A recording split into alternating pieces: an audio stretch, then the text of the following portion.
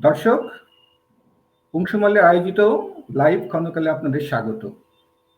আজকে আমাদের অতিথি কথা সাহিত্যিক এবং শিশু সাহিত্যিকও বলা যায় ওনাকে। উনি আছেন বাংলাদেশ সরকারের সচিবালয়ে আছেন, একজন উপসচিব হিসাবে কাজ করছেন। তিনি কাজ করছেন সাহিত্য নিয়ে। আমরা আজকে সাহিত্যিক মনিরুল হাসানের সাথে কথা বলবো, উপসচিবটা পরে রেখে। মনিরুল হাসান, আপনাকে স্বাগত অংশুমালী ক্ষণকালে। ধন্যবাদ কাকন ভাই। আমি প্রথমেই অংশুমালীকে ধন্যবাদ জানাবো এই প্ল্যাটফর্মকে, বিশেষ করে আমার মতো একজন সামান্য মানুষকে এখানে আমন্ত্রণ জানানোর জন্য।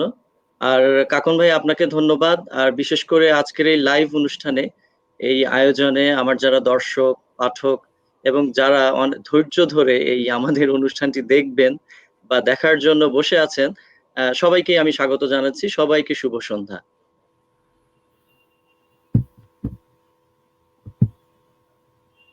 মনিরুল ভাই, তাহলে আলাপে চলে যাই।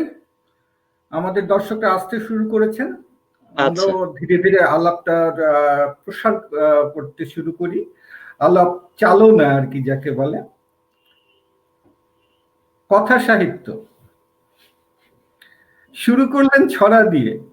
আপনার প্রথম বই বাচ্চাদের কবিতা, শিশু সাহিত্য যাকে বলে। তারপর হঠাৎ করে চলে গেলেন আপনি কবিতার, বাচ্চাদের কবিতার বই, কথা সাহিত্য, কেন? আচ্ছা, এটা চমৎকার প্রশ্ন কাকন ভাই।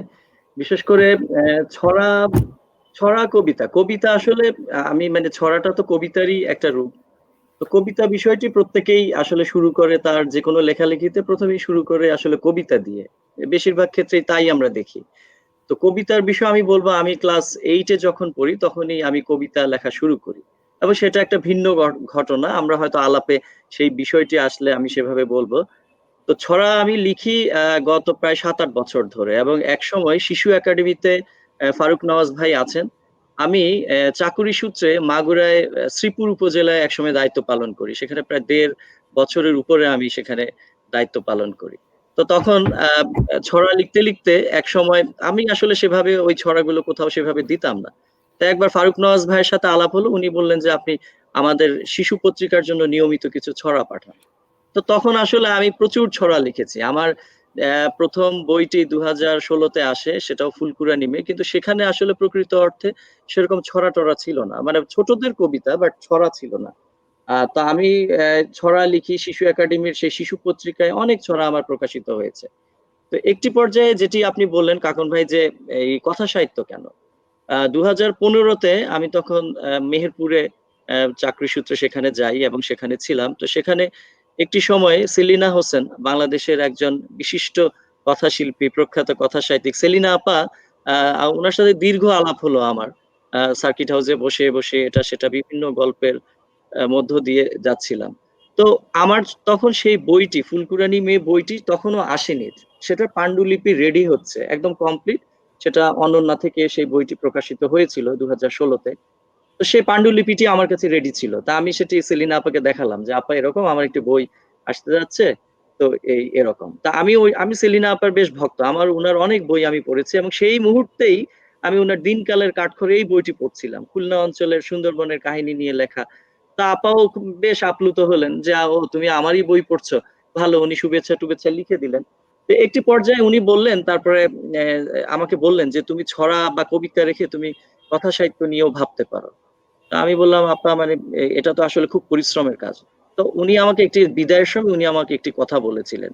তো সেই সময়, মানে এটা ডিসেম্বরের ঘটনা, এবং 2015-র ডিসেম্বরে আমি প্রথম, আমার দীর্ঘদিন পরে আমার প্রথম গল্পটি লিখি। গল্পের নাম ছিল ভোগ, আমার এখনো মনে আছে। সেই গল্পটি খসড়া আমি রেখেছি, বাট এখনো কোথাও দেইনি। মানে ওটা একটা আহ, প্রক্রিয়ার মধ্যে যাচ্ছিল, যে আরো কাটছাট করব, সংশোধন হবে, এরকম একটি অবস্থায়। তা আপাকে যখন উনি আমাকে বললেন যে কথা সাহিত্য নিয়ে ভাবো না কেন, তো বলে যে তুমি কেন লেখো। তা আমি বললাম, আপা কেন লিখি, ভালো লাগে তাই লিখি, কবিতা লিখতে ভালো লাগে বা ছড়া লিখতে ভালো লাগে তাই লিখি। বলে যে না, আমরা কথা সাহিত্য নিয়ে কাজ করি, কথা সাহিত্যের জন্য আমরা বিভিন্ন জেলায় যাই। মানে হয়তো যখন যেখানে প্রয়োজন হয় আমরা সেখানে চলে যাই, আর তোমরা একটা এমন একটা সার্ভিসে আছো বা অনেক তোমাদের সুযোগ। তোমরা প্রতিদিন মাঠের যে চিত্র দেখো, এগুলোই তো কথা সাহিত্যে উঠে আসে। মানুষের যে জীবন ঘনিষ্ঠ কথাবার্তা, এগুলোই তো আসলে কথা সাহিত্যে উঠে আসে।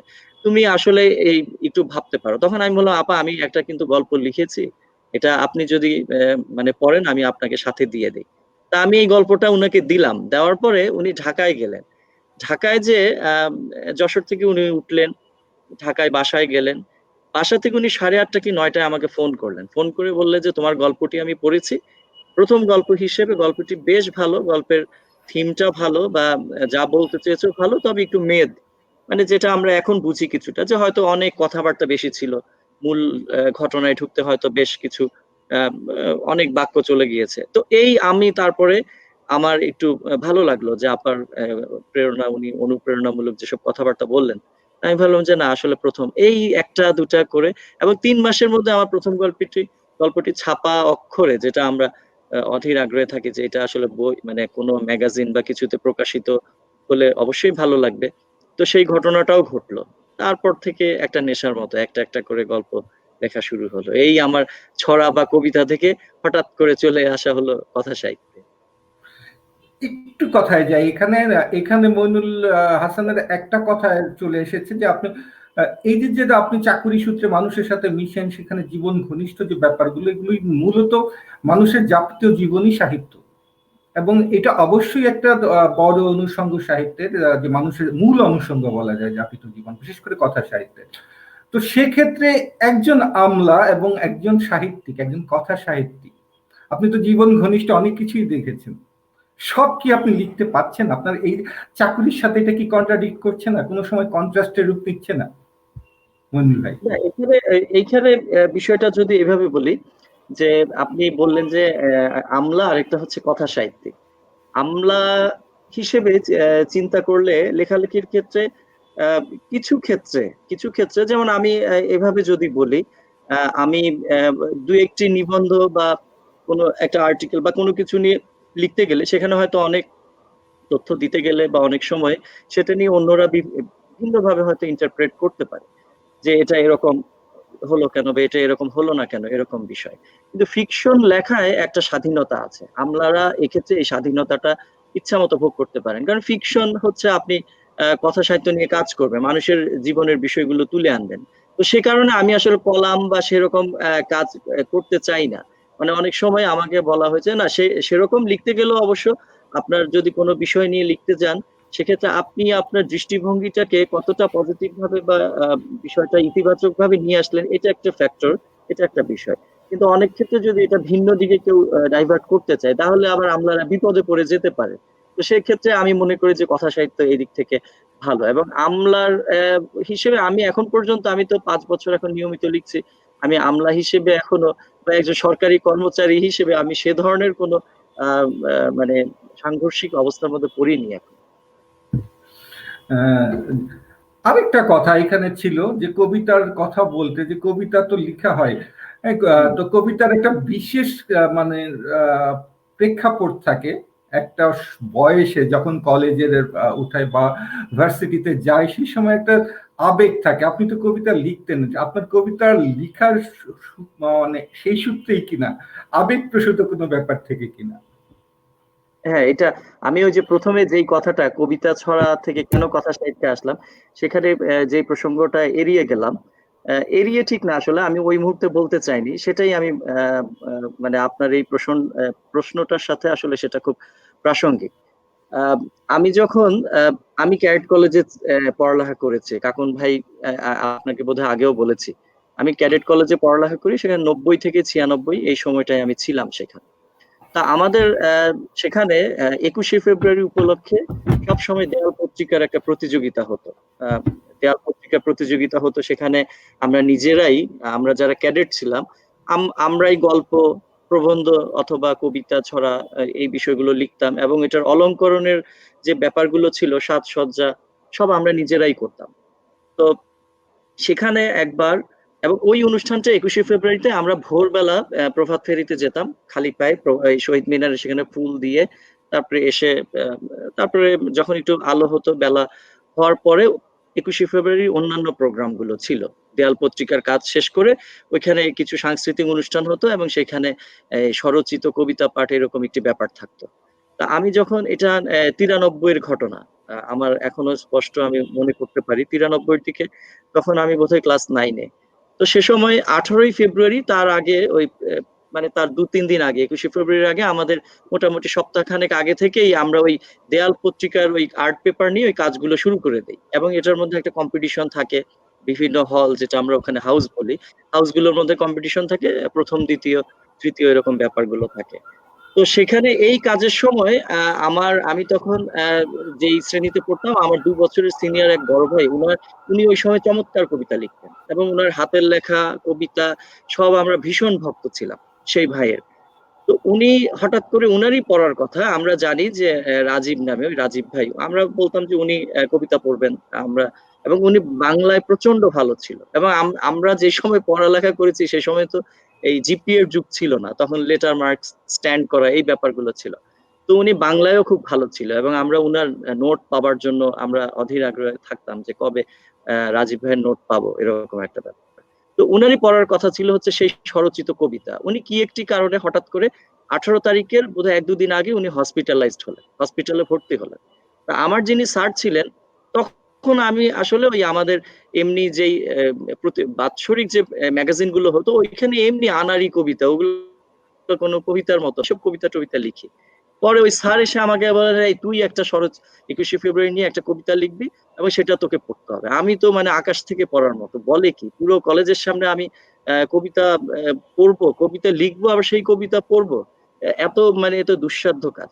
তবে আমার একটু ভীতি কম ছিল, এই জন্য আমি ক্যাডেট কলেজে যাওয়ার পর ক্লাস 7 থেকেই আমি স্টেজ ভীতি আমার ছিল না, মঞ্চ ভীতি যেটা বলে। কারণ আমি সে সময় বিতর্ক করেছি, সেটা আরেকটা প্রসঙ্গ, আমি সেখানে পরে যাব বা যদি সুযোগ আসে সেটা আমি বলবো যে বিতর্কের বিষয়টি। তা আমার মধ্যে ওই লেখালেখির ভীতিটা ছিল যে কবিতা লিখবো, কিন্তু এটা যে সব পুরো কলেজের সামনে স্টেজের মধ্যে পড়তে হবে, ওই ভীতিটা আমার ওই অর্থে ছিল না। তো তারপরে আমি একটা কবিতা লিখলাম, কবিতাটার নাম বোধহয় ঋণী বা এরকম একটা ছিল। প্রথম লাইনটা ছিল সম্ভবত এরকম যে, তুমি চেয়ে দেখো উদীয়মান সূর্যের দিকে। তারপর ওই পলাশ টলাশ কৃষ্ণচূড়ে, এরকম, আমার কাছে নেই কবিতাটা, এরকম ব্যাপার ছিল এবং সেটা আমি পড়লাম।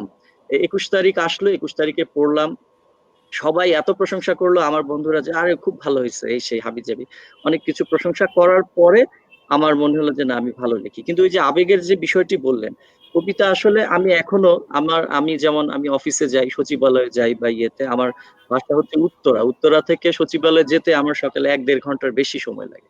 আমার হঠাৎ করেই আমি কবিতা লিখি। আমি আসলে এখন যেটি হচ্ছে, আমি কবিতার জন্য আসলে ভাবতে চাই না, মানে আমি কথা সাহিত্য নিয়েই ভাবতেই আমার ভালো লাগে, কিন্তু কবিতা, কবি আমার কাছে আরো অনেক বড় ব্যাপার মনে হয়। মানে আসলে কবি যারা, এই কবি হতে পারাটা একটা বিরাট গর্বের ব্যাপার। আমি এটা কথা সাহিত্য বা কথা সাহিত্যিকদের খাটো করব না, মানে আমি কবিদের থেকে শব্দ নেই এখনো। আমার কাছে মনে হয় তারা যে শব্দগুলো নিয়ে আসেন, তারা যে শব্দের শব্দে মিলন ঘটান, অন্য অর্থে অনেকে বলেন যে সংযোগ ঘটান, বিবাহ ঘটান, আমি তাদেরকে মানে মুগ্ধ হয়ে কবিদের কথা শুনি। তো আমি কিন্তু কবিতা খুব যে ভালো বুঝি তাও না, বাট আমি কবিতা, প্রচুর কবিতা পড়ি। আমাদের বাংলাদেশে এখন যারা লিখছেন সমসাময়িক কালে, সবার কবিতা আমি পড়ি, মানে একদম পুরনো যারা আছেন, কলকাতা হোক বাংলাদেশ হোক, কবিতা তো পড়ি আমি, সেটা অন্য প্রেম কবিতার প্রতি, কিন্তু কথা সাহিত্য আমার কাছে ভালো লাগে। মানে এর ক্যানভাসটা বড় আমার কাছে, অবশ্যই মনে হয় যে কথা সাহিত্যের ক্যানভাসটা বড়, এখানে অনেক কিছু সুযোগ আছে।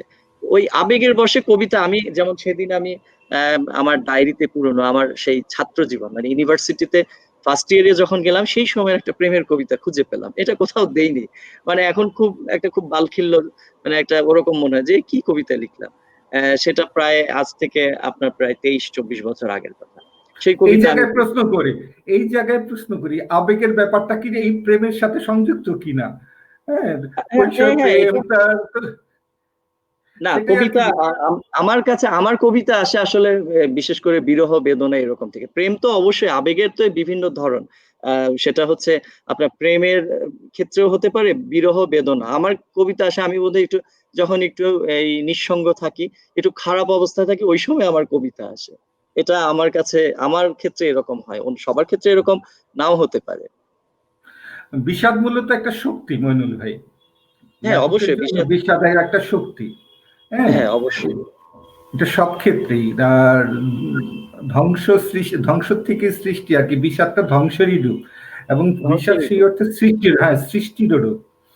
হ্যাঁ, আপনি মনির ভাই, আপনি যদি হ্যাঁ, হ্যাঁ না, শুনি আপনি আমি আপনাকে। আমি যেটা বলতে চাচ্ছিলাম কাকন ভাই, আপনার সাথে পুরোপুরি একমত।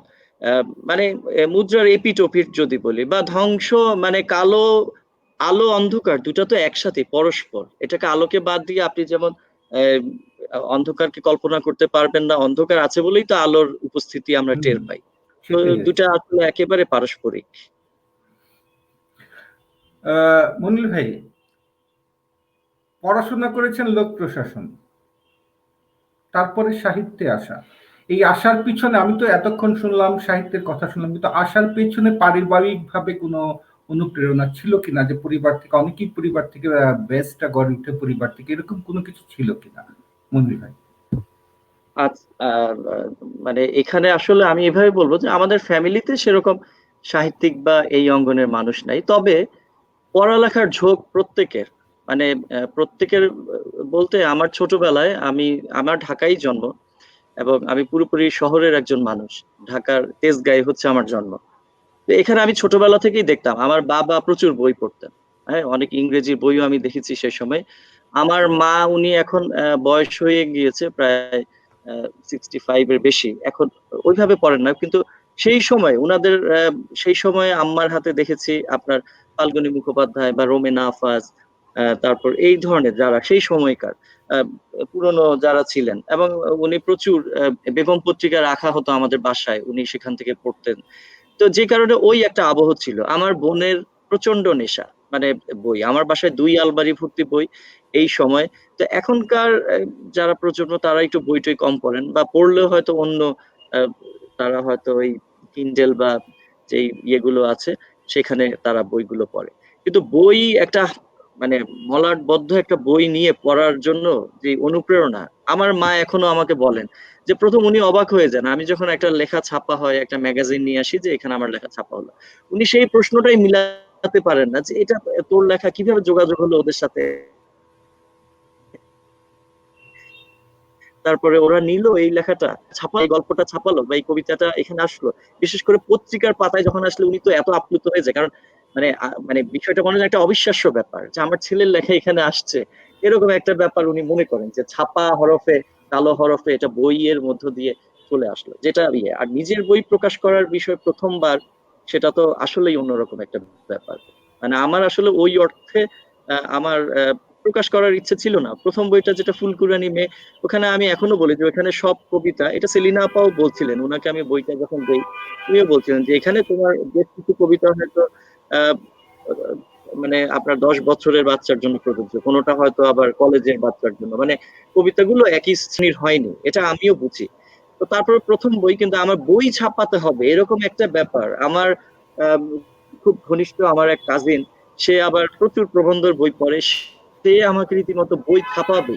এবং সেই বইটা যখন পড়ে, আমার এই অনন্যা থেকে আসে, আমি অনন্যার মনিরুল ইসলাম ভাইয়ের সাথে আমার পরিচয় নেই, সে কিভাবে কিভাবে লিঙ্ক বের করে সেই পুরান ঢাকায় যে এভাবে করে এই বইটা ছাপানোর সে উদ্যোগ নেয়। তো তারপর থেকে তো একটা প্রতি বছর একটা আমার অভ্যাস হয়ে গেল যে বই করতে হবে। তো অনুপ্রেরণা আসলে সেই অর্থে বলবো পরিবারের মানুষ যারা আছে তারা প্রত্যেকেই আমাকে এই দিকে প্রচন্ড ভাবে উৎসাহিত করেছে সব সময়। আমরা আপনার প্রথম বই থেকে দুটো লেখা শুনবো, তার আগে প্রথম বই প্রকাশের অনুভূতির যে কথাটা বললেন, আসলে যখন আপনি হাতে পেলেন আপনার মলাটবদ্ধ বই, সেই অনুভূতিটা কেমন ছিল? আহ এটা খুব আহ, আমি ওই বারবারই বলছি, প্রথম বই ছিল ফুলকুরানি মেয়ে, তখন 2015-র শেষের দিকে, 16-তে আসলো বই।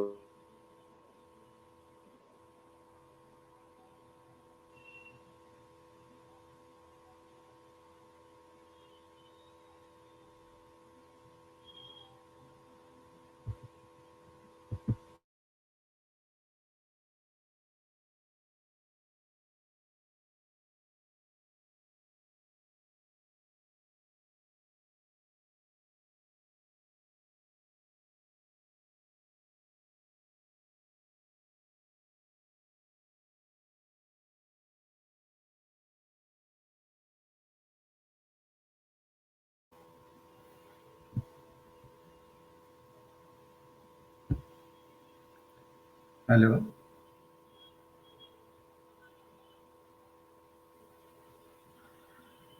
দর্শক, মনিরুল হাসানের সাথে সংযোগটা কেটে গেছে এই মুহূর্তে নেটের সমস্যার জন্য, খুব সম্ভবত। আমরা আবার ফিরবো উনি সংযোগে ফিরলে। তো মনিরুল হাসান সম্পর্কে উনি সরকারি চাকুরে, সরকারি অধিদপ্তরে আছেন। সেই ক্ষেত্র থেকে কথার সাহিত্যের চর্চা করা আসলে অনেকটাই, উনি যেভাবেই বলুন, অনেকটাই ডিফিকাল্ট। তারপরে উনি চর্চা করছেন, ওনার বই আসছে, তার অনেকগুলো বই। তার মধ্যে আছে, প্রথম বইয়ের কথা বলেন উনি ফুলকুরানি নিয়ে, দ্বিতীয় বই বাস্তুসাপ, তৃতীয় বই সন্ধ্যা নামার আগে, চতুর্থ বই জল সংসার গল্পগ্রন্থ, কল্পে কল্পে ইলিশ, সম্পাদিত গল্প সংকলন, সরফুনো এক শহরের বৃত্তান্ত গল্পগ্রন্থ, রাঙা শালুক ছোটদের ছড়া গ্রন্থ, শিল্পী সাহিত্যিকের স্মৃতিতে বঙ্গবন্ধু সম্পাদিত স্মৃতিকথা সংকলন, এই তার বই। ফিরেছেন মনিরুল হাসান, তার কথা শুনি আবার। হ্যাঁ মনির ভাই। আচ্ছা, ওই যেটা বলছিলাম যে প্রথম বই প্রকাশের আহ, হুম। মানে আমার অনুভূতি তো 2016-তে প্রথম বইটি প্রকাশিত হয়। এবং তখন এখন যেভাবে আপনার বাংলা একাডেমি প্রাঙ্গণ এবং সোহরাওয়ার্দী উদ্যান দু জায়গায় মেলা হয়, সে বছর এটা ছিল কিনা আমার এক্স্যাক্টলি সেটা মনে নেই। তবে নজরুল মঞ্চ যেখানে আসলে বই উন্মোচন হয়, সেখানে আমার বইটি উন্মোচন হয় এবং সেখানে ডক্টর মোহাম্মদ জাফর ইকবাল ছিলেন উনি উন্মোচনের সময়। তারপরে সেই বইটি নিয়ে, এবং সেবার প্রথমবার আমার সাথে মানে বেশ বড় একটা টিম ছিল, আমার খুব ক্লোজ বন্ধু বান্ধব সব মিলে প্রায় 10-15 জনের, এবং সেখানে আমরা ঘুরলাম, মিষ্টি বিতরণ হলো যে প্রথম বই আসলো। তারপরে সেখান থেকে আমরা বোধহয় তখন একটা জামদানি প্রদর্শনী বা এরকম একটা অনুষ্ঠান চলছিল জাতীয় জাদুঘরে, দল বেঁধে সেই রাত, এবং রাতে আমাকে ওদের সবাইকে খাওয়াতেও হলো যে প্রথম বই আসছে। এবং খুব কালারফুল একটি বই, ছোটদের, আমার খুব প্রিয় মানে বই ওটার। এখন আমার কাছে 2-4টি কপি আছে, এছাড়া আমি আর সেভাবে জানিও না এটা আর আছে কিনা। তো মানে সেই অনুভূতি আসলে বলার মতো না। কিন্তু এর পর এখন তো প্রায় 6-7টা বই, 7-8টা। আমার অষ্টম বই এবার আসার কথা ছিল, যেটি হচ্ছে শিল্পী ও সাহিত্যিকের স্মৃতিতে বঙ্গবন্ধু। এটা একটা এডিটেড বই, সম্পাদিত, মানে শিল্পী সাহিত্যিকদের স্মৃতিতে বঙ্গবন্ধুকে নিয়ে তাদের স্মৃতিচারণ। এই বইটি পাঞ্জেরি থেকে আসবে 2021-এ। আর আমার অন্য গল্পগ্রন্থ প্রতি বছরই, কিন্তু মুশকিল হচ্ছে কি, আহ, আমি প্রতিবারই যেটি হয়, 1 ফেব্রুয়ারি থেকে বইমেলা শুরু হয়। তা আমাকে বইমেলার মাঝামাঝি যেতে হয়। কেন যেতে হয়? কারণ আমি উপজেলা নির্বাহী অফিসার এবং লাস্টলি 2 বছর চাঁদপুরে অতিরিক্ত জেলা প্রশাসক ছিলাম। এখন 1 ফেব্রুয়ারি থেকে আমাদের এসএসসি পরীক্ষা শুরু হয়, এবং আমি চাঁদপুরে অতিরিক্ত জেলা প্রশাসক শিক্ষার দায়িত্বে ছিলাম। তো যে কারণে ওই বিষয়গুলো প্রবলেম হতো। প্রবলেম বলতে, ওই পরীক্ষার যে সিস্টেম গুলো ছিল, বোর্ড থেকে কোড দিবে, সেটা আমার মোবাইলে আসবে, সেটা টাইমলি ইয়ে করাতে, যে কারণে আমি স্টেশন থেকে বের হতে পারতাম না। তো মেলার দেখা যায় প্রতিবারই 15 দিন চলে যায়, তারপরে আমি আসি। গত বছর মেলায় আমি 2019-এ, সে বছর আমি পুরো মেলার সময় আমি হংকং এ একটা ট্রেনিং এ ছিলাম, আমি পুরো বই মেলা মিস করেছি গত বছর। আর এবছর তো মেলা হওয়ার পর তো করোনাই চলে আসলো। এই বছর আমি খুব এনজয় করেছি, যেহেতু এবছর প্রথমবারের মতো ঢাকায়, এবং ঢাকায় থেকে বই মেলাটা আমি পুরোটা দেখতে পেরেছি, এবং এত বিশাল পরিসরে। তো প্রথম বই থেকে আসলে প্রতিটি বই তো আসলে একটি সন্তান জন্ম দেওয়ার মতো। একটা অন্যরকম ভালো লাগা কাজ করে, একটা প্রসব বেদনা যেমন থাকে দীর্ঘদিনের, যে কষ্ট করে লিখতে হয়, তারপর আবার প্রুফ রিডিং এর আগে তো লেখককে বারবার দেখতে হয়। তো সব মিলে আসলে যখন এটা বের হয়ে যায়, তখন একটা অন্যরকম ভালো লাগা কাজ করে, রিলিফড বোধ করি যে ভালো একটা কাজ শেষ হলো বোধহয়। তো মনির ভাই, প্রথম বই থেকে শুনে আসি। প্রথম বই আর কি, যেটার প্রথম আপনি যে প্রথম বইয়ের অনুভূতি আসলে আলাদা, যেটা আপনার কাছ থেকে শুনলাম, সেই বই থেকে হ্যাঁ, শুনে আসি। মানে কি, মানে কোন কবিতা হ্যাঁ, আপনার প্রথম বইয়ের লেখা থেকে কবিতা শুনে লেখা? আসি। আমার কাছে বই, আমি তাহলে একটু খুলে মানে খুলে একটু বলি। প্রথম বইটা আমার হাতের সামনেই আছে। এখান থেকে আমি এটা আমার ওই যে ছড়া বা এরকম কিছু আমি বলতে চাই। এখানে যেমন আমার আহ,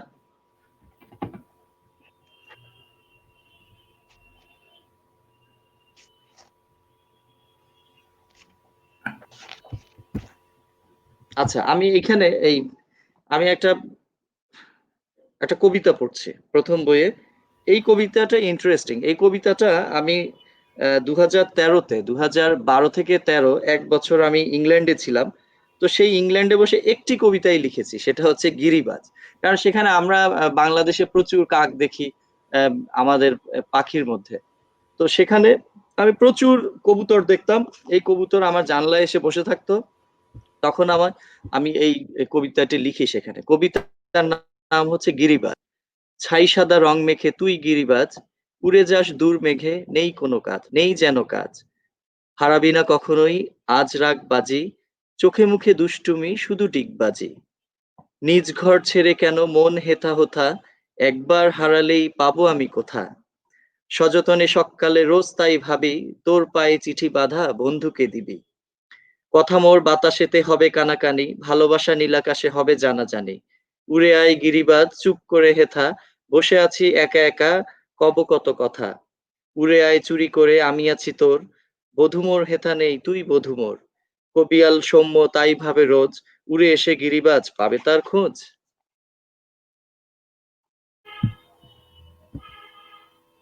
এই আর কি। তো পরের এরকম আসলে পরের কোনো পরের আরেকটা পরের শুনে নিই। আচ্ছা, এই আরেকটা আমি পড়ছি এখানে আছে।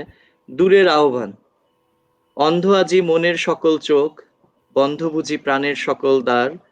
দুয়ার পানে প্রাণের আওয়াজ শুনে, ভাঙলো আগল শব্দে যেন কার। দুই হাতে তার লক্ষ্য তারার আলো, কণ্ঠে শুধুই শিকল ভাঙার গান। দুই চোখেতে সূর্য সবুজ আশা, নতুন প্রাতে এ কোন আহ্বান।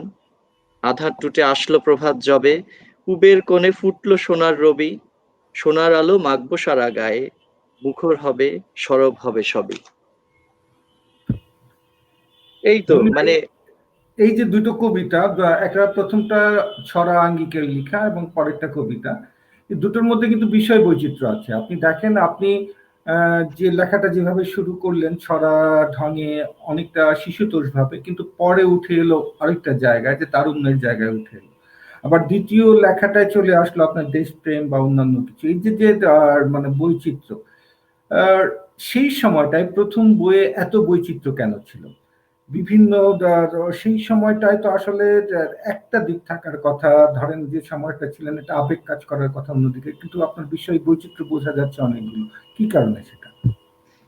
এইখানে আমি একটু বলে রাখি, এই প্রথম বইতে আহ, আসলে এটা যে খুব সচেতন ভাবে করা হয়েছে তা কিন্তু না। মানে কেন বলছি এই কথাটি, কারণ এইখানে যে কবিতার রচনাকালের দিক থেকে আমি যদি তাকাই, এখানে কিন্তু প্রায় 10-12 বছরের একটি পার্থক্য, ফারাক আছে। মানে কোনো কবিতা হয়তো আপনার 2006 লেখা, কোনো কবিতা হয়তো 2015-তে যে লেখা।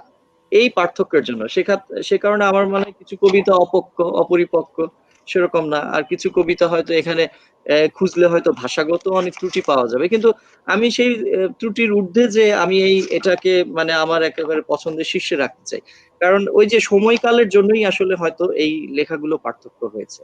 মানে আপনার কিছু কবিতা ওই যে বললেন যেটি ছড়ার স্টাইলে হয়েছে, ছড়ার মতো করে। কিছু কবিতা আবার হয়ে গেছে একটু তরুণদের জন্য, এরকম। তো এই বইতে নাম কবিতাটি ফুলকুরানি মেয়ে, এই ফুলকুরানি কবিতাটা একটা বড় একটা কবিতা, এখানে প্রচুর ফুলের বর্ণনা আসছে।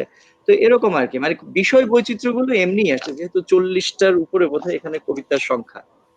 মানে এই কারণেই আসছে, আর ওই যে সময়ের কারণেই আসছে। আর এখন তো আসলে ছড়ার মতো করে সেরকম, এই যে গত বছর একটি আসলো আমার প্রায় সেগুলো হচ্ছে একটু ওই যে সুকুমার রায় স্টাইলের লেখা, একদম খুব অন্যরকম মজার কিছু ছড়া। সেটা আসছে গত বছর, রাঙা শালুক নামে। এই দুটা বই খুব কালারফুল, বর্ণিল, একেবারে রং চঙে ভরা। তো আমার এক ছোট ভাই আছে, ও চিত্রশিল্পী, ও পুরো দুটা বইয়েরই ও কাজ করে দিয়েছে এত চমৎকার ভাবে, মানে খুব ভালো। আরেকটা প্রশ্নে যাই এখন, মনির হাসান, যে আপনি তো কৈশোরের শিশুকাল থেকে লেখালেখি শুরু একটা সময়, কিন্তু হঠাৎ করে দীর্ঘ একটা বিরতি ছিল। আপনি দীর্ঘ বিরতি, আপনি 2014-তে ফিরলেন আবার লেখালেখিতে। এই বিরতি কেন? আসলে এই এই বিরতি আসলে খুব যে ইচ্ছে করে সেরকম না। আমি আসলে বলবো যে আমি মূলত লেখালেখি শুরু করি উম আমি আমার প্রথম বইতে ভূমিকাতে লিখেছি। আমি ক্যাডেট কলেজে যখন যাই 90-তে, সেখানে যাওয়ার পর ক্লাস 7 এ আমাদের একটি বই, একটি গল্প ছিল। গল্পটি আসলে আমাদের বিভূতিভূষণ বন্দ্যোপাধ্যায়ের যেই পথের পাঁচালী ছিল তার একটি অংশবিশেষ। এরকম নাম ছিল যে মাঠের পাড়ের দূরের দেশ। তো সে সময়ে আসলে এই টেলিফোন ছিল আর এবং আমরা পত্র যোগাযোগ করতাম। আমি চট্টগ্রামে ছিলাম, ঢাকায় আমার পুরো পরিবার থাকতেন। তো আমরা ৩-৪টি প্রতি সপ্তাহের মধ্যে একটি করে চিঠি লিখতাম। সেই চিঠির জবাব পেতাম কি পেতাম না এরকম। এখনকার মতো মোবাইলের কোনো যুগ ছিল না। তো যার ফলে হতো কি, আমি ক্লাসরুমে একটি দীর্ঘ সময় থাকতে হতো। স এই প্রায় ৪-৫ ঘন্টা। তা আমার সিটটি ছিল হচ্ছে, আপনারা যারা জানেন যে ওই ফৌজদারহাট ক্যাডেট কলেজ, সেখানে আমার ইয়ে ছিল। তো সেটা রেল লাইন থেকে খুব একটা দূরে না। ক্যাম্পাসটা ছিল একদম রেল লাইনের কাছাকাছি। আমার জানালা থেকে রেল লাইন দেখা যেত। এবং আমি সেই 7 এ পড়ে আমি যতবার জানালা দিয়ে তাকাতাম এবং সারাদিনে চট্টগ্রাম থেকে ঢাকার দিকে যে ট্রেনগুলো যেত, আমার সবসময় আমি হঠাৎ করে যেন নাই হয়ে যেতাম। আমার মনে হতো এই যে এই ট্রেনগুলো তো চট্টগ্রাম থেকে ঢাকা যাচ্ছে। কত মানুষ সেখানে, ইস! আমারও যেতে ইচ্ছে করছে। এবং সেই অপু দুর্গার কাহিনীর মতো, হ্যাঁ? সেই দুর্গা অপুকে নিয়ে যাচ্ছে ট্রেন দেখাতে। সেই সিনেমার যে চিত্রটা আমরা দেখি, তখনই কিন্তু আমার লেখালেখির একটা ব্যাপার চলে আসছে। মানে যখন একটু ইয়ে লাগতো যে মনে হতো যে একটু টুকটাক লিখি এরকম। এবং আমি এটা আমার ১ম বইয়ের ভূমিকাতে বলেছি। যে ১ম গল্প আমি জীবনে লিখেছি হচ্ছে 'খাঁচা' নামে একটি গল্প। তো সেই গল্পটা আমি যদি চর্চাটা অব্যাহত রাখতাম, হয়তো এতদিনে আরেকটু ম্যাচুরিটি আসতো। সেই গল্পটার আমি ২ টি পাতা, একটি খসড়া কাগজে ২ টি পাতা আমি এবার লাস্ট ঘাঁটতে পেলাম। তো দেখলাম যে সেই সময় খাঁচা, আসলে সেই সময় আমরা একটা শৃঙ্খলিত জীবনের মধ্যে ছিলাম। সেইরকম একটি ঘটনা নিয়ে গল্পগুলো লেখা। সেটা হয়তো আমাকে এখন নতুনভাবে লিখতে গেলে অন্যভাবে লিখতে হবে।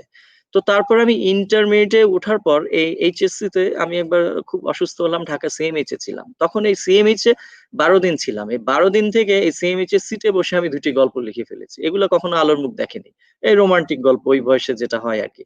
তো সেরকম গল্প। তো এই যে আ মানে কি বলে এই সেই আসলে দীর্ঘ বিরতি। আরেকটা যেটা আমি বলতে চাচ্ছিলাম তখন, আমি আসলে ক্যাডেট কলেজে যাওয়ার পর সাংস্কৃতিক পরিমণ্ডলের মধ্যেই ছিলাম। আমি একসময় ছবি আঁকতে পারতাম, ভালোই ছবি আঁকতে পারতাম। সেই চর্চা আর রাখা হয়নি। তারপরে বিতর্ক করেছি ১ম। আ আ মানে প্রচন্ড ভালো লাগা থেকে বিতর্ক করেছি। একসময় যে স্কুল বিতর্ক 93 তে ক্যাডেট কলেজ থেকে ১ম, ক্যাডেট কলেজের ইতিহাসে ১ম আমাদের কলেজ থেকে ১ম যে স্কুল ডিবেট টিম আসে, আমি ওটার ক্যাপ্টেন ছিলাম। এবং আমি ২ বার কলেজ বিতর্কেও আমি এসেছি। সেই সময় আমার ভালো লাগার কাজ ছিল এই আপনার বিতর্ক করা, নির্ধারিত বক্তৃতা, বিভিন্ন উপস্থাপনা, প্রচুর উপস্থাপনা আমি করেছি। আ সাংস্কৃতিক অনুষ্ঠানের বা সেরকম। তারপরে নাটক করেছি। মানে ওই ইয়ের বিষয়ে ছিলাম। তারপরে কিন্তু ওই লেখালেখির মতো ওরকম ইয়েতে আসলে ছিলাম না। এই একটা গ্যাপ ছিল। তারপর সেখান থেকে বের হয়ে আসলাম আমি ৯৬ তে। এসে সেই সময়ের দিকে কিছু আবার কবিতা-টবিতা লেখা হয়েছে। তারপরে ইউনিভার্সিটিতে আসার পর তো আড্ডা, আবার সেই কিছু আমার বন্ধুদের কিছু নাটকের গ্রুপে তারা যুক্ত হলো। সেই একটা ইয়ের মধ্যে ছিলাম। বিতর্কে যাবো কি যাবো না করে একটা দ্বিধাদ্বন্দ্ব ছিল। আর লেখালেখি ওই অর্থে হয়নি। যে কারণে দীর্ঘ একটা আমার বিরতি থাকতো। মানে ওই ৯৬ এর পরে আবার ২০০৬, আবার সেই ২০১৬। একদম পাক্কা ১০ বছর করে আমার একটা গ্যাপ থেকেই গিয়েছে। তো এইবার আর সেই গ্যাপ আর হতে দিব না। এখন কন্টিনিউই করব। এই হচ্ছে একটি বিষয়। এক্ষেত্রে আরেকটা কথা বলি। এই যে আপনার দীর্ঘ সময়ের মানুষের সাথে মেশা, একজন সরকারি চাকরিজীবী হিসাবে মানুষের জীবন, আপনি বলেছেন যে জীবন ঘনিষ্ঠ কিছু ব্যাপার আছে এখানে। তো আপনার গল্পে কি আপনার কোনো গল্পে কি এরকম কোনো ঘটনা উঠে এসেছে যা আপনার সেই মানুষের কাছ থেকে জানা বা আপনার নিজ চোখে দেখা বা আপনার অভিজ্ঞতা থেকে আর কি, চাকরি জীবনের অভিজ্ঞতা থেকে এমন কিছু উঠে এসেছে কিনা কোনো গল্পে? এটা অবশ্য আ আমি এভাবে বলতে চাই, মানে টু দি পয়েন্ট একদম হুবহু সেরকম আসছে কিনা। কারণ একজন লেখক, আমার প্রায় এখন ৫০ টির কাছাকাছি গল্প আছে। ৪ টা বই মিলিয়ে হয়তো ৩৪-৩৫ টা ছাপা হয়েছে। আর অনেকগুলো বইতে এখনো আসেনি, সামনে আসবে। তো যেটা হয়েছে কাঁকন ভাই, আমি বলব এভাবে যে আপনার অনেক সময় আমরা দেখি কি একজনের হয়তো দেখে একটা খণ্ডিত অংশ আমাদের গল্পে চলে আসে। হুবহু আমার এবছর কালিও কলমের গল্প সংখ্যায় আমার একটি গল্প এসেছে। সেটা হচ্ছে সরফুর ও এক শহরের বৃত্তান্ত গল্পটি। তো এই গল্পটি আমি চাঁদপুরে বসে বসে লিখেছি। চাঁদপুরেরই একটি আমি সেখানের একটা পত্রিকায় একটা মেয়ের একটা ঘটনা, মেয়ে বলতে তার একটা মানে এরকম শহরের ওইখানে যে চিত্রায়নগুলো আমি যেটা কল্পনা করেছি সেই চিত্রায়নগুলো আসলে চাঁদপুরেরই বিভিন্ন এরিয়ার কল্পনা করেই আমার লেখা, হয়তো সেখানে নামগুলো ভিন্নভাবে এসেছে। তো সেই মেয়েটার কথাটা আমি কিন্তু ওই নিজে হয়তো দেখিনি, মানে লেখকের অভিজ্ঞতা তো আসলে সব তার নিজেকেই অভিজ্ঞতা, নিজে উপস্থিত থেকে অভিজ্ঞতা হতে হবে এমন নয়। অনেক কিছু তার সে হয়তো বই থেকে পড়বে, অন্যের মুখ থেকে শুনে পড়বে, জানবে, এরকম হতে পারে। আর আপনি যেটি বললেন যে একদম আমি হুবহু যেরকম দেখে ওটা আমার কোনো লেখায় উঠে এসেছে কিনা, এরকম আমি এই মুহূর্তে আসলে ওইভাবে মনে নেই যে আমার কোনো গল্পে আছে কিনা। বাট আমি একটি গল্প বলবো। আমি মাগুরার শ্রীপুরে ইয়নো ছিলাম প্রথম ১.৫ বছরের একটু বেশি। সেখানে আমি আমি সেপ্টেম্বরের দিকে আমি সেখানে যোগদান করি ২০১৩ সালে। তো যাওয়ার পর আমি সেখানে অনেক গড়াই নদী, আপনার শ্রীপুরের পাশে হচ্ছে গড়াই নদী, এক পাশে ওই যে মধুখালী, ফরিদপুরের মধুখালী উপজেলা, অন্যদিকে পাংশা আছে, কালুখালী, তারপর সেই উপজেলাগুলো আছে, রাজবাড়ী। আহ, তো সেখানে একটি ঘটনা আমি স্পেসিফিক যদি বলি, এরকম একটি ঘটনা আমার বেওয়ারিশ গল্পটায় একটা লাশ নিয়ে একটা টানাটানি। আমি ১ সপ্তাহ হলো জয়েন করেছি। ওখানকার ওসি সাহেব আমাকে ফোন করে বললেন যে স্যার এরকম আমরা গড়াইতে আমাদের ওখানে অনেক চর ছিল এবং ইনফ্যাক্ট ওখানে বিশাল বালু মহল, মানে যেখানে হচ্ছে প্রচুর বালি, নদী থেকে বালি উঠে সরকারিভাবে সেগুলো ইজারা দেওয়া হয়, সেখানে লাশ পাওয়া যায়। এবং আমি আমার ওখানে থাকার অভিজ্ঞতা থেকে দেখেছি আসলে ওখানে ওরকম এমন আপনার দিনের বেলাতেও যেতে সেই সব জায়গায় ভয় করে, চর বালি নদী একটা অন্যরকম সিনারিও। এবং শীতকালে সেখানে সেনাবাহিনীর মহড়া হয়, শীতকালীন যে মহড়া। তো সেখানে ওসি সাহেব আমাকে জানালেন যে স্যার এরকম একটা লাশ পড়ে আছে এরকম আমাদের সীমানার মধ্যে। তো আমি বললাম যে যেহেতু আমি একেবারে নতুন, আমি এখনো বুঝে উঠতে পারছি না যে আমার কি করতে হবে। তাই আমি বললাম এরকম বেওয়ারিশ লাশ বা অজ্ঞাতনামা কোনো যদি লাশ হয় আমরা কি করি নর্মালি। তো বলে যে অজ্ঞাতনামা হিসেবে দাফন করে দিবে, এরকম বিষয়। তো আসলে সেক্ষেত্রে সেটা আমরা যে দেখলাম যে ওটা আসলে দেখার মতো কিছু না, কিন্তু সেই লাশটা গ্রহণ করার মতো, মানে এই পক্ষ মানে নিলে তো আপনাকে কিছু তারপরে কিছু পরবর্তী কিছু কার্যক্রম থাকে যে এটা নিয়ে দাফনের ব্যবস্থা করা, ইয়ে করা, বা যদি ওটা দাবিদার হয়ে থাকে এরকম প্রবলেম গুলোতে পড়তে হয় প্রশাসনকে। তো তার মধ্যে একটা অনীহা ছিল যে না স্যার ওটা যেভাবে আছে ভাসিয়ে দিবে, এরকম কিছু। তো বললাম যে ওপারের সাথে যোগাযোগ করলে, সেটা তো আরো চাচ্ছে না, কারণ আবার পাশের থানার সাথে যোগাযোগ করে এটা নিষ্পত্তি করা আরেক ঝামেলা। দিন গড়িয়ে বিকেল হয়ে যাচ্ছে, সন্ধ্যা হয়ে যাবে, এত ঝামেলায় কেউ যেতে চাচ্ছিল না। তো আমার কাছে যে আফটার অল এটা একটা মানুষের লাশ, সবার উপরে মানুষ সত্য, মানুষকে যদি আমি এইভাবে মানে ইগনোর করে যাই, এটা তো কেমন দেখা যায়। আমি বললাম যে না, এটার সঠিক সৎকার করতে হবে। তা আমার ওই গল্পে ওই বিষয়গুলো উঠে এসেছে, কারণ আম, মানে যে সৎকার করতে হলে কেউ আবার এটা কি হিন্দু কি মুসলমান বা অনেক ব্যাপার ট্যাপার চলে আসে এরকম। তো পরে সেটা স্থানীয় পত্রিকায় আমরা ২-৪ দিন পর ওই লাশটা দাফন হয়ে যায় আমার এরিয়াতেই, অজ্ঞাতনামা হিসেবে দাফন আমরা করে ফেলেছি পুলিশকে দায়িত্ব দিয়ে। পরে শুনি যে এটা আসলে তারা অনেকটাই জানতো এটা আসলে কার লাশ। বিষয়গুলো হচ্ছে এরকম। তো এই যে একটা ঘটনা, এইটা কিন্তু এই যে এইভাবে আমার বাস্তবিক জীবন থেকে উঠে আসছে। তারপরে বন্যী শিখার দিন, আমার এখন আসলে ওই আলোচনার কথা বলতে বলতে আমার বিষয়গুলো মনে পড়ছে। বন্যী শিখার দিন একটা মেয়ের লাশ, এইটা আমি নীলফামারীতে, আমি ম্যাজিস্ট্রেট ছিলাম সে সময়। সেখানে মেয়েটার নামটা আমার ঠিক মনে নাই, অত আগের ঘটনা। সেখানে লাশ উত্তোলনের একটা ব্যাপার আছে এবং লাশ উত্তোলনের সময় ম্যাজিস্ট্রেটকে উপস্থিত থাকতে হয়। তা আমার এখনো মনে আছে ওই আমার এই গল্পটায় যেই একটা ম্যাজিস্ট্রেট চরিত্র আছে, ওই চরিত্রটা আসলে আমি নিজেকেই কল্পনা করেছিলাম সে সময়। তো সেখানে আমরা এই লাশটা আহ, দাফন করা হলো এবং সেখানে দাফন করার পরে সেই লাশটাকে এখান থেকে উঠানো হলো, উত্তোলন। এবং খুব আমরা ওখানকার হসপিটাল থেকে ডোম যারা ওই লাশ ওঠায় এবং ওইখানে তারা ওই যে মতটকেই আসলে তারা যায় যেন ওই গন্ধটন্ধ তাদের না লাগে, আমরা পুলিশের জিপ নিয়ে দূরে দাঁড়িয়েছিলাম এবং লাশটা উঠানো হলো। এই লাশটা যখন ইয়েতে আসে, আপনার ওটাকে শনাক্ত করার পর আমরা যখন ফেরত নিয়ে যাই, পাঠাই, তখন আর এই লাশকে আর ওরা দাফন করতে দিবে, কারণ ওটা হিন্দু বাড়ির মেয়ে। ওরা বলছে আমরা আর ওখানে মুসলমান ওইভাবে দিব না, আমরা ওই লাশটাকে আমরা সৎকার করবো পুরাপুরি। এই যে একটা বিচিত্র বিষয়। তো এই হচ্ছে ঘটনা, মানে আসলে আপনি ওই মাঠে থাকলে বা এত প্রতিদিন অজস্র ঘটনা। এবং মেহেরপুরের শেষের দিকে আমি মুক্তিযোদ্ধা বাছাইকালীন, যেটা আপনারা জানেন জাতীয়ভাবেই হচ্ছে বা এখনো হচ্ছে, সেখানে আমি প্রতিদিন মুক্তিযোদ্ধাদের সাক্ষাৎকার নিয়েছি এবং আসলে এখন বুঝি যে আমি আসলে কিছু নোট রাখলে হয়তো আরো অনেক কিছু ভালো ভালো বিষয়গুলো উঠে আসতো। প্রতিটা মুক্তিযোদ্ধার মুখ থেকে আমি যে গল্প শুনতাম মনে হচ্ছে এক একটা জীবন্ত ইতিহাস, এক একটা উপন্যাস, এক একটা ছোট গল্প। মানে এত বিচিত্র বিচিত্র কাহিনী, তো এত তো আসলে লেখা যায় না।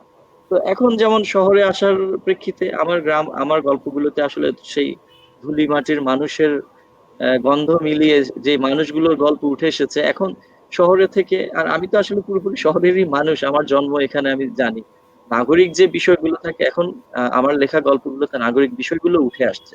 হয়তো পুরোপুরি আসছে না, কিছুটা। অনেক সময় আমরা খণ্ডিত অংশটাকেই আমাদের মতো করে, নিজের মতো করে লেখক যেভাবে সাজিয়ে গুছিয়ে লেখে, সেই আর কি বিষয়গুলো দাঁড়ায়। এক্ষেত্রে বলা যায় মনিরুল হাসান যে আপনি নাগরিক মানুষ ও শহুরে মানুষ হওয়া সত্ত্বেও, শহুরে মানুষ হওয়া সত্ত্বেও চাকুরি সূত্রে আপনার গ্রামের সাথে যোগাযোগটা খুব ভালো কাজ দিয়েছে আপনার লেখার ক্ষেত্রে, কথা সাহিত্যের ক্ষেত্রে।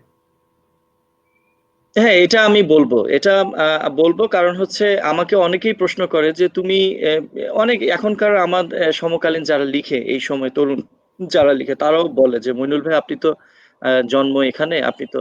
তো আমার এখানে জন্ম হলেও একটা পর্যায়ে আমি, আর চাকুরির আগে তো আমি আসলে ঢাকায় ছিলাম। ঢাকার যে জীবনধারা, যে ঢাকার মধ্যে নাগরিক মেট্রো লাইফে যে বিষয়গুলো থাকে, আমি তো সেগুলাই আসলে পালন করি বা ইয়ে।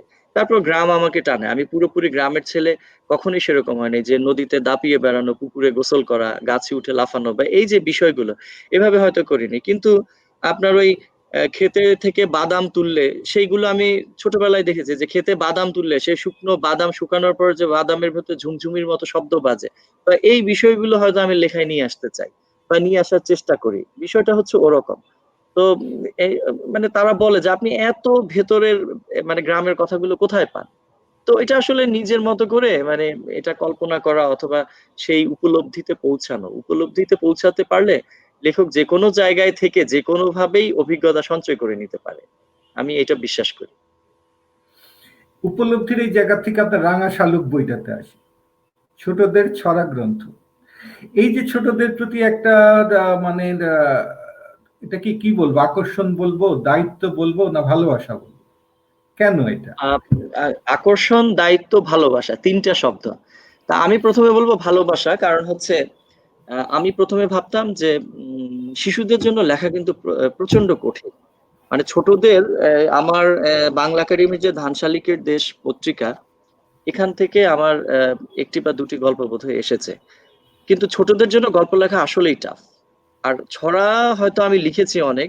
তো এটা আমি বলবো ভালোবাসা থেকেই লেখা, কারণ ছোটদের দায়িত্ব নিয়ে লিখতে গেলে আপনার ওই ছোটদের যে সাইকোলজি সেটা বুঝতে না পারলে আসলে ছোটদের গল্প হয় না। আমার পাখিয়াল একটি গল্প এখানে আসছে, আমি লিখতে গেলে দেখি যে এটা বড় মানে এমন হয়ে যাচ্ছে, এমন একটা মনস্তাত্ত্বিক ব্যাপারে চলে যাচ্ছে। এই বিষয়টা কি আসলে ওই শ্রেণীর ছেলে বা মেয়ে যারা হয়তো আপনার 14, 15, 16 বছর, তারা কি এই এত কঠিন ব্যাপারগুলো বুঝবে কিনা, এই বিষয়গুলো দাঁড়িয়ে যায়। যে কারণে আমি গল্প, ছোটদের জন্য গল্প লিখতে গেলে প্রতিবারই আমি দেখেছি এটা ছোটদের গল্প থাকেনি।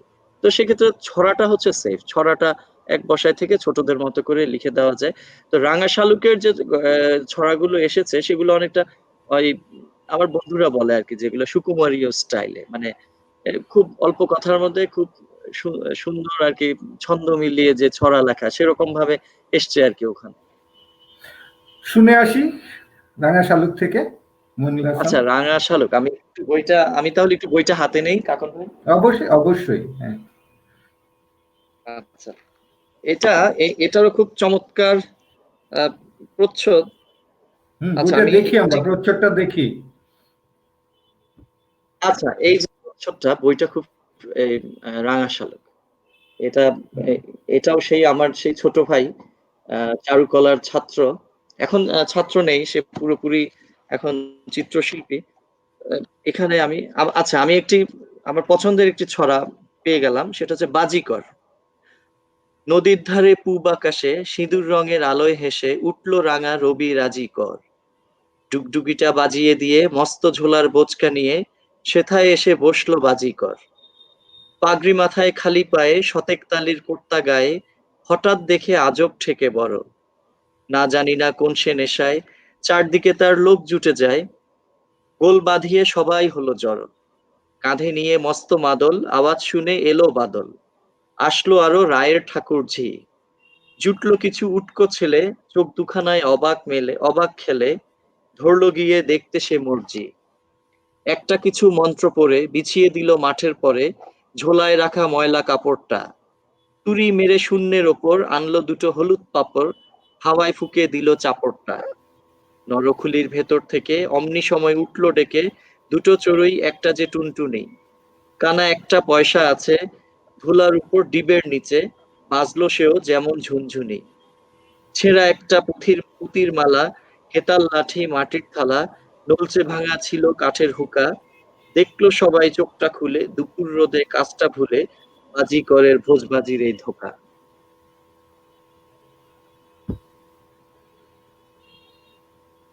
তারপরে আরেকটা পড়ি আমি, এটা হচ্ছে একটা ভোটের বিষয় আর কি। ডাবলু মামার ভোট। দুবাই থেকে ডাবলু মামা করতে এলেন ভোট, ভোটটি চেয়ে দিলেন গুজে করকরে সব নোট, ডাবলু মামার টাকার বড়াই, তাই সে নামে ভোটের লড়াই, নাক ফুলিয়ে নিন্দুকেরা হলেন পাড়ায় জোট, ডাবলু কি আর জিতবে এবার, যতই করুক অর্থ সবার, ভোটের মাঠে বলও লাগে বাঁকিয়ে বলেন ঠোঁট, শত্রুরা তাই লাগলো পিছে, হামলা হলো মিছে মিছে, ফন্দি ফিকির হলো দেদার, পাকিয়ে দারুণ ঘোট, ডাবলু মামা ফেললো করি, বলল এবার কানে ধরি, ভোটের মাঠে শিক্ষা হলো, পায়েও পেলেন চোট, পয়সা করি লুটলো সবে, বুদ্ধি বলো লাগছে তবে, ভোট গণনায় মামা পেলেন ৩৩০ মোট। এই আর কি। এই যে আপনার এই ভোটের ছড়া, আপনার যেটা বিষয়টা, এই বিষয়টা তো অনেকটাই রাজনৈতিক। আচ্ছা, হ্যাঁ, এই অনেকটাই ক্ষেত্রে রাজনীতি। এটা আসলে হ্যাঁ, ভোটে ডিউটি করতে যেই লিখে ফেলা। এক্ষেত্রে প্রশ্ন করি, আপনি তো মুক্তিযুদ্ধ বাছাইয়ের কথা বললেন যে এক একটা গল্প এক একটা ইতিহাস, সেই সময়টায় যদি আপনি এই চাকুরিজীবী হিসাবে থাকতেন, বা আমরা স্বৈরাচার বিরোধী আন্দোলন করেছি, আমাদের তারুণ্য দিনগুলো সেখানে আপনি বলতে গেলেন ব্যয় করেছি আমরা, সেটার ফল কি হয়েছে সেটা বলছি না, কিন্তু আমরা ব্যয় করেছি। সেই অবস্থায় যদি আপনি সরকারি চাকরি করতেন, তাহলে তো সেই সময়টাকে আপনার ধরে রাখতে হতো। তো এই ক্ষেত্রে সরকারি চাকুরির সাথে এই সাহিত্য তো সময়কেও ধরে রাখা, এটার একটু হ্যাঁ, কনফ্লিক্ট হয় অবশ্যই, কিনা? অবশ্যই। সাহিত্যকে যেমন কাকুন ভাই আপনি খুব চমৎকার, মানে খুব আহ, মানে সত্যি একটি দারুণ প্রশ্ন করলেন, যেটি হচ্ছে সময়কে ধরে রাখা। যেমন আপনি দেখেন, প্রথম যখন আমরা তো এখন বুঝতে পারছি যে এই যে করোনাকালীন সময়, এটা আমাদের এবছর তো পুরোই চলে গেল বছরটা, হয়তো আগামী বছরে এভাবে যাবে কিনা আমরা জানি না। আমরা চাই, মন প্রাণে দোয়া করি যেন এরকম সময়টা না কাটে, এরকম স্থবির একটা সময়। এই যে করোনা কালে বেশ কিছু সাহিত্য হচ্ছে, নতুন নতুন শব্দ আমরা পেলাম, এটাও কিন্তু অনেকেই গল্প লিখছে, ওর মধ্যে এই লকডাউন বা এই ব্যাপারগুলো চলে আসছে।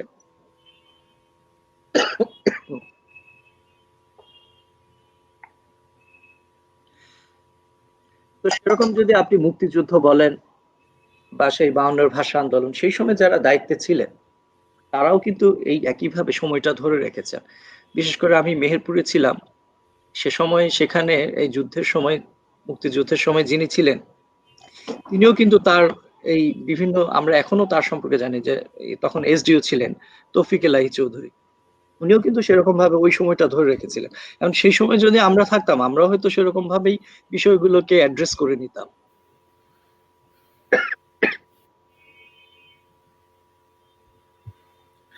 না, সেক্ষেত্রে বলছি, সেক্ষেত্রে পরবর্তীতে হয়তো ধরেন আমরা এমন একটা সময় ছিল যে অনেকেই দেখেছি যে অনেক বুদ্ধিজীবী, অনেক আমলা সেই সময় মুক্তিযুদ্ধের সময় সরকারের পক্ষে বিবৃতি দিয়েছেন।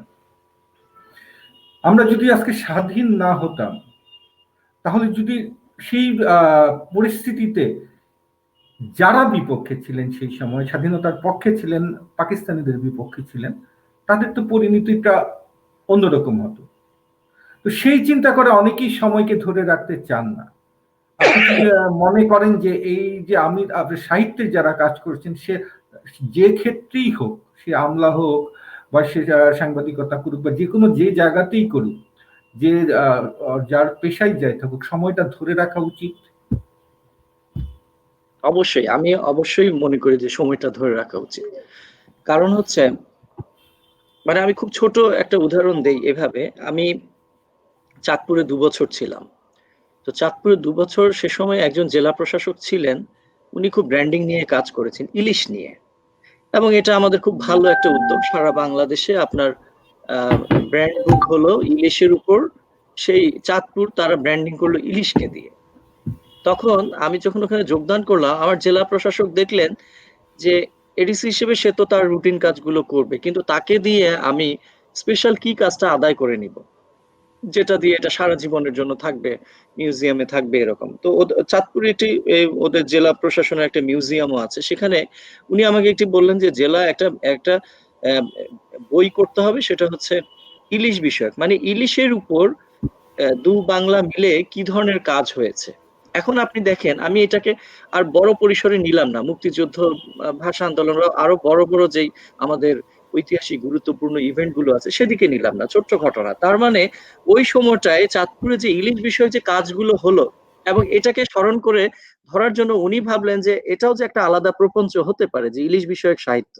এবং আপনি অনেক প্রখ্যাত কথা সাহিত্যিক যারা আমরা পেয়েছি, তার ইলিশ বিষয়ক তাদের গল্প আছে। এবং এই কাজটি করলেন। আমি এখন খুব আ আ প্রতিশ্রুতিশীল যেই মোজাফফর, ওকে সাথে নিয়ে আমি কাজ করলাম। কারণ আমি ভাবলাম যে আমি সেভাবে সময় দিতে পারব না। তারপর আমরা প্রচুর গল্প পেলাম ইলিশ বিষয়ক, এবং এত চমৎকার স্ট্যান্ডার্ড একটা আমরা বই করেছি, গল্পে, গল্পে ইলিশ। এই বইটা একবার আ সেখানে ইলিশের একটা উৎসব হলো। কবি আসাদ চৌধুরী, আসাদ ভাই গিয়েছিলেন সেখানে। এই কলকাতারও বেশ কিছু কবি আসলেন সেখানে, একটা বড় প্রোগ্রাম। সেখানে তারা আমাদের এই বইটা অনেকেই নিয়েছেন এবং খুবই প্রশংসা করলেন, এবং অনেকেই আ ইন্ডিয়া থেকে, কলকাতা থেকে আমাদের সাথে যোগাযোগ করেছে সেই সময় যে এই বইটা আমরা কিভাবে পেতে পারি, এটা আমরা ইংরেজিতে অনুবাদ করব। তো আপনি দেখেন এইভাবে যে এই যে সময়টা ইলিশ নিয়ে এত সেখানে আপনার তুলকালাম কাণ্ড বেঁধে গেল, এত কাজ হলো। ওর পাশাপাশি কি হলো, একটা সাহিত্য কর্ম তৈরি হয়ে থাকলো। একটা সাহিত্যের একটা আকর গ্রন্থের মতো, যে গল্পে, গল্পে ইলিশ। আমার কাছে বইটি আছে কয়েক কপি।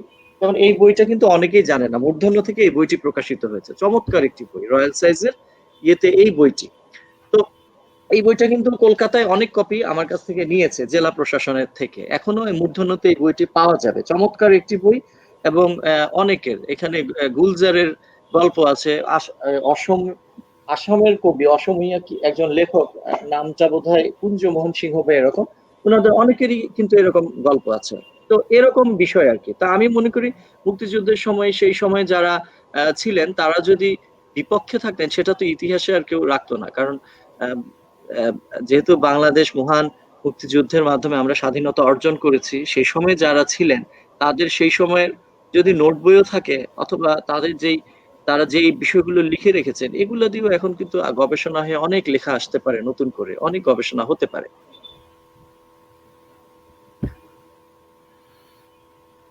আর মনিল হাসান, আমাদের 1 ঘন্টা কিন্তু প্রায় হয়ে যাচ্ছে, আমরা মানে আচ্ছা, প্রায় আপনি শেষ। যখন বলবেন যে আপনার সময় শেষ, আমি বিদায় নিয়ে নিব, কোনো সমস্যা না নেই। না না, সেটা বলছি ও না।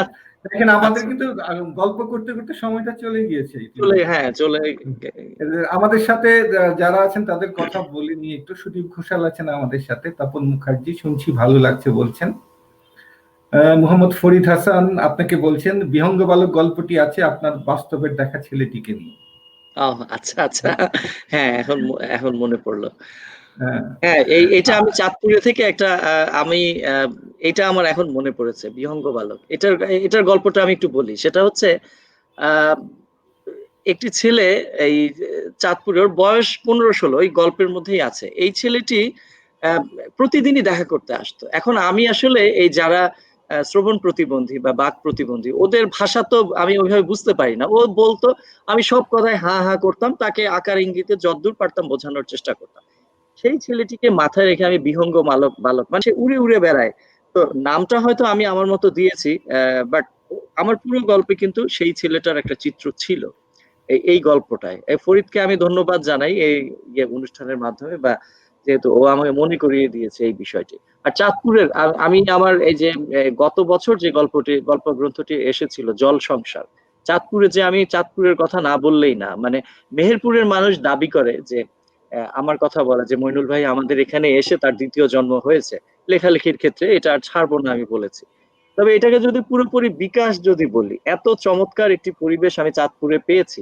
চাঁদপুরের যারা আমার বন্ধু সুরিত বা অনুজ যারা রয়েছে, ওখানে একটি সাহিত্য একাডেমি আছে এবং জেলা প্রশাসন সেটার পৃষ্ঠপোষকতা করে।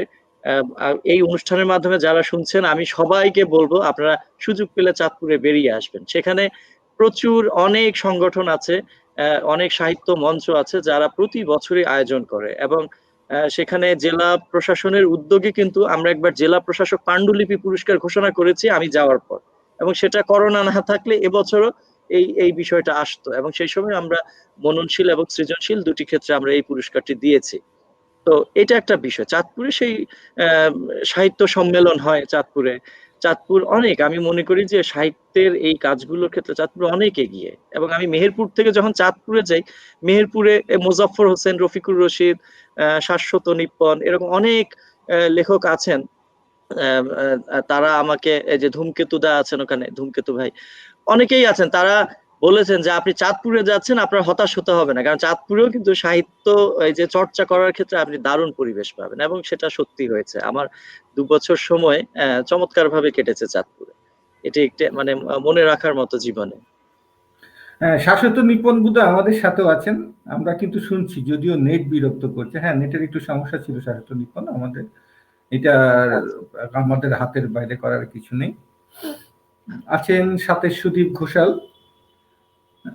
পঙ্কজ দাস আছেন, আমাদের দুজনকে শুভেচ্ছা জানিয়েছেন। শুভেচ্ছা আপনাকেও।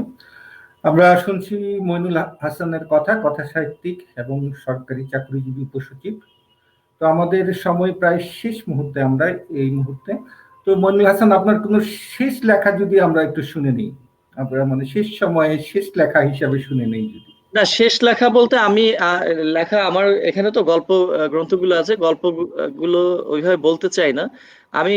আপনি যদি কাকন ভাই শেষ করতে চান, মানে আমার শেষ বক্তব্য যদি বলি, আহ, আমি প্রথমে ধন্যবাদ দিব এই অনুষ্ঠানের মাধ্যমে জোবাইন ভাইকে। জোবাইন ভাইয়ের সাথে আমার আসলে এই অংশুমালির আহ, সূত্র ধরেই, এবং এখানে একটি কথা বলি, আমি এটা না বললেই নাই, আমার যেই এই আমার খালাতো ভাই, ওর নাম হচ্ছে স্বাধীন হক, ও কিন্তু অংশুমালির ঠিকানাটা প্রথম আমাকে দেয়। এবং সে যখনই, এই যে আমি জানতাম না আসলে বিষয়গুলো, যে এই যে বিভিন্ন জায়গায় বিভিন্ন লিটল ম্যাগাজিন, বিভিন্ন পত্রিকায় যে অ্যাড্রেসে লেখা পাঠানো বা এই বিষয়গুলো লিখে লিখে হয়তো রেখে দিতাম, ও আমাকে অংশুমালির অ্যাড্রেস জোগাড় করে দিল, বললো যে এটা অনলাইনে তারা বিভিন্ন জায়গায় মানে এই লেখাগুলো ছাপায়। এবং আমার কিন্তু এই 2-4-5 বছর আগেও ধারণা ছিল না যে যে লিটল ম্যাগাজিন এগুলো, যে ওয়েবজিনের মতো এই বিষয়গুলো এইভাবে আছে বা থাকতে পারে। এই এখন আমরা প্রচুর এরকম পাচ্ছি, প্রচুর লেখাও ছাপা হচ্ছে এইসব প্ল্যাটফর্ম গুলোতে। তো সেখানে অংশুমালির সেভাবে পরিচয়, এবং জোবাইন ভাইয়ের সাথেও আমার সেভাবে পরিচয়। এবং এই অনুষ্ঠানের মাধ্যমে আমি জোবাইন ভাইকে আন্তরিক কৃতজ্ঞতা ধন্যবাদ জানাবো। উনি মাত্র কিছুদিন আগেই খুব একটি বড় শারীরিক একটি অসুস্থতা থেকে উঠে এসেছেন। আম, আমি আমার সবসময় শুভ প্রার্থনা থাকবে, ওনার কল্যাণ হোক সবসময়। এবং উনি কিন্তু গত সপ্তাহে আমাকে এই এই এখানে কিছু আলাপচারিতার জন্য, আড্ডা দেওয়ার জন্য, আমি বলবো আড্ডা দেওয়ার জন্য, কারণ আমার মতো সামান্য একজন মানুষ, আমি সাহিত্যের অত কিছু বুঝি না, সারা জীবন খুব কাঠখোট্টা বিষয় নিয়ে পড়ালেখা করেছি। তো সেক্ষেত্রে ভালো লাগা থেকেই এই সাহিত্যের এই অঙ্গনে আসা, লিখে যাব। আমি মনে করি যে একটি জীবিকা আর একটি হচ্ছে জীবন। এখন আসলে এই সাহিত্য থেকে আমি জীবিকার বিষয় সেভাবে আসছে না প্রশ্ন, বাট এটা আমার জীবন। তো জীবনকে ছেড়ে তো আর বেঁচে থাকা যায় না, জীবন নিয়েই চলতে হবে। তো সে কারণে আমি মনে করি যে এই সাহিত্যের এর মধ্যেই আসবো। আর আমার এতক্ষণ ধরে আমার যারা কথা শুনেছেন, আপনাদের প্রত্যেককে আন্তরিক ধন্যবাদ যে দীর্ঘ 1 ঘন্টা আমাদের আলাপ শুনেছেন। আপনাদের প্রত্যেককে শুভেচ্ছা জানাবো। আর বিশেষ করে এবছর আমি গল্প লিখেছি খুব কম, হয়তো সামনের আর কিছুদিনের মধ্যেই আমি ঘোষণা দিব যে আমার প্রথম উপন্যাস আসতে যাচ্ছে। এবছর আমি একটি উপন্যাসের কাজ করেছি, এটি এখনো লেখা শেষ হয়েছে, চূড়ান্ত ভাবে এখনো আমার দেখা সেই সময়টি হয়নি, করোনার বা দাপ্তরিক কিছু ব্যস্ততার কারণে। তো হয়তো খুব অচিরেই সেরকম ঘোষণা আসবে যে আমার প্রথম উপন্যাস আসবে। পরবর্তী বইমেলাতে হয়তো আসবে না, সুবিধাজনক সময় আগামী বছর যে কোনো সময় আসতে পারে। তো আমি সবাইকে আন্তরিক ধন্যবাদ জানাবো। আর বিশেষ করে কাকন ভাই, আমরা 1 ঘন্টা কথা বলতে বলতে একেবারে সময়ের শেষ প্রান্তে চলে এসেছি। আপনাকেও আন্তরিক ধন্যবাদ জানাবো এবং সবাইকে ধন্যবাদ জানাই। আমি সবাইকে শুভরাত্রি জানাচ্ছি এবং সেই সাথে আমার কথাও শেষ করছি। ধন্যবাদ সবাইকে, শুভরাত্রি। ধন্যবাদ মনির হাসান, এতক্ষণ ক্ষণকালকে সময় দেওয়ার জন্য, অংশুক মালির সাথে থাকার জন্য। দর্শক, আপনারা শুনলেন কথা সাহিত্যিক মনির হাসানের কথা, ওনার সাহিত্য, ওনার জীবন এবং জীবিকার সাথে। জীবন আসলে জীবনটাই বড় ব্যাপার। এখানে অনেক ক্ষেত্রেই বলা যায় হয়তো সাহিত্যিক, কথার সাহিত্যিক মনির হাসান টিকে থাকবেন, হয়তো উনি সচিব হবেন এক সময়, সেটার পরিচয় হয়তো থাকবে, কিন্তু সাহিত্যিক মনির হাসানের পরিচয়টা কখনোই যাবে না, যায় না। এটা আমরা যারা দেখেছি, যারা সাহিত্য করেছেন, যারা বুদ্ধিবৃত্তিক কাজে জড়িত ছিলেন, যাদের লেখালেখির জায়গা আছে, তো সেই নামগুলো থেকে যায়। সেই অনুযায়ী আমরা আশা করছি মনির হাসানের নামও থেকে যাবে। এবং আগাম শুভেচ্ছা জানিয়ে রাখি মনির হাসানের আগত, মানে আসছে যে বই, তাকে। আর দর্শক, আপনাদের প্রতি শুভেচ্ছা রইল। এই প্যান্ডেমিক যেটা চলছে, এই মহামারী আমরা অতিক্রম করছি একটা খুব খারাপ সময়, আরো করোনার নতুন স্ট্রেনের কথা শুনছি আমরা, যেটা আরো মারাত্মক। সেক্ষেত্রে আপনারা স্বাস্থ্যবিধি মেনে চলবেন, সাবধানে থাকবেন, মাস্কটা অন্তত পরবেন, বাইরে যাওয়ার সময় সাবধানে থাকবেন, নিজে সুস্থ থাকবেন, পরিবারকে সুস্থ রাখবেন, ভালো থাকবেন। ধন্যবাদ সবাইকে। ধন্যবাদ মনির হাসান, আপনাকেও। ধন্যবাদ কাকন ভাই, আপনাকেও।